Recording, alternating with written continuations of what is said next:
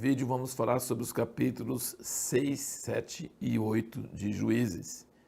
E na tabela você vai perceber que era 7 e 8, então aqui nós vamos ficar igualzinho dentro do assunto da tabela. Juízes capítulo 6, 7 e 8. Deus, no início dessa história sobre Gideão, ele dá uma bronca em Israel por meio de um profeta e não promete. Ele fala assim, vocês são infiéis, vocês não me seguem. E ele não promete atender, mas Deus é muito misericordioso e mesmo não prometendo atender e dando bronca, ele atende e ele envia um anjo para chamar Gideão, convocar Gideão. Gideão está escondido, e é uma tribo, que era metade da tribo de Manassés, está escondido dentro de uma caverna, então mostra que ele não era corajoso e ele se considerava pequeno e sem significado, e Deus fala com ele e ele é homem valente. Então, quando Deus fala com você, você pode se menosprezar, mas se Deus fala que você é valente, é porque Ele vai transmitir essa valentia para você, mesmo que você não sente isso sobre si mesmo. E você pode perceber que Deus falou assim, eu estou contigo, eu estou te enviando. Então, o importante não é se você é valente ou não, mas é importante você ter coragem e acreditar que Deus vai estar conosco. E se Deus estiver conosco, então vai ter vitória. E você percebe que Deus fala muito com Gideão, mesmo depois que o anjo vai embora. E Gideão é obediente. Aquela palavra que nós falamos sobre ouvir, ele ouvia Deus e obedecia. Ele foi sacrificar o boi do pai, derrubar o altar de Baal, ele foi fazer uma série de coisas meio arriscadas. Ele obedecia a Deus, mas ele tinha muito medo e muita dúvida, porque ele era nada diante de um exército muito poderoso. E aí ele pôs o novelo de lã, depois para não ter orvalho, depois para ter orvalho, e Deus atendia todos os pedidos dele. Tudo que Gideão pedia a Deus para provar que se Deus era com ele mesmo ou não, Deus atendia. E tem mais uma, Deus ainda deu uma prova para ele, uma prova final que ele nem pediu. Ele falou, você ainda está tremendo de medo, ainda está inseguro? Desce lá para o arraial. Aí ele foi para o arraial e ouviu, chegou na hora que uma pessoa do inimigo estava conversando com a outra e falando que tinha sonhado que Gideão ia vencer. Então isso foi a prova que Gideão precisava. Mas veja bem, Gideão obedecia a Deus de coração, tudo que Deus falava ele fazia, mesmo diante de circunstâncias assim, muito impossíveis, muito difíceis, e ele obedecia a Deus mesmo quando era loucura, porque a loucura era mandar embora a maior parte do seu exército. Já era pequeno, já era fraco.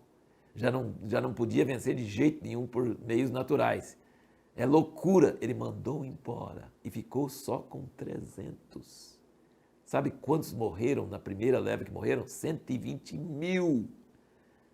E os outros 15 mil fugiram. Isso sabe por quê? Foi Gideão que matou? Não.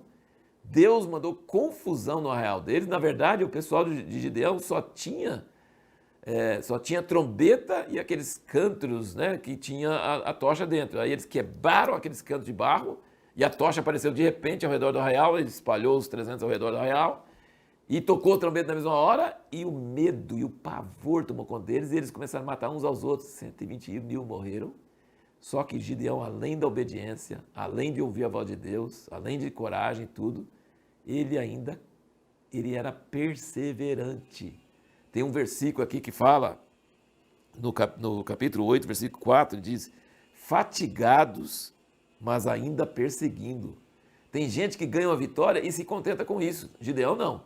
Ele foi correr atrás até as últimas consequências, mesmo morrendo de fome, de cansaço, viajou a noite toda, os 15 mil que sobraram, nunca acharam que Gideão ia atrás deles, nunca. E Gideão pegou eles de surpresa e mais 15 mil morreram e pegou todos os príncipes. Quer dizer, ele não deixou o inimigo se refazer e depois oprimir Israel. Ele foi até as últimas consequências. Isso é uma grande lição para nós também. Não ficar tão contente com a vitória e deixar de ter uma vitória total, final, absoluta, mesmo que esteja cansado, mesmo que esteja exausto. E depois, gente, vocês vão ver no livro de Juízes, como a turma de Efraim, essa tribo de Efraim, é demais. Eles nunca ajudam na hora que você precisa, mas depois eles vêm brigar com você por que que você não chamou eles, por que é que tal, né? Aquela coisa toda. E sabe a resposta à nossa pergunta do último vídeo? Como se deve tratar pessoas assim? Gideão nos ensina. Sabe o que Gideão fez? Ele não brigou com eles, ele não falou nada, ele elogiou eles. Ele falou assim, o que eu peguei foi quase nada. Os príncipes que vocês pegaram foi muito mais. É o que diz em Provérbios, uma resposta branda acalma o furor. Ele conseguiu acalmar os ânimos dos efraimitas, sendo bem elogioso, falando para eles que eles eram os tais, enchendo a bola deles. Já pensou?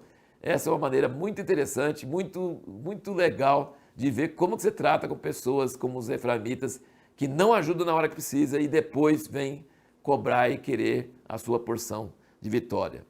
No fim também, Gideão não aceitou ser colocado como rei, eles queriam colocar como rei, ter o filho dele como rei. Ele falou, Deus é o rei de vocês, eu nunca vou ser o rei. Foi uma atitude louvável.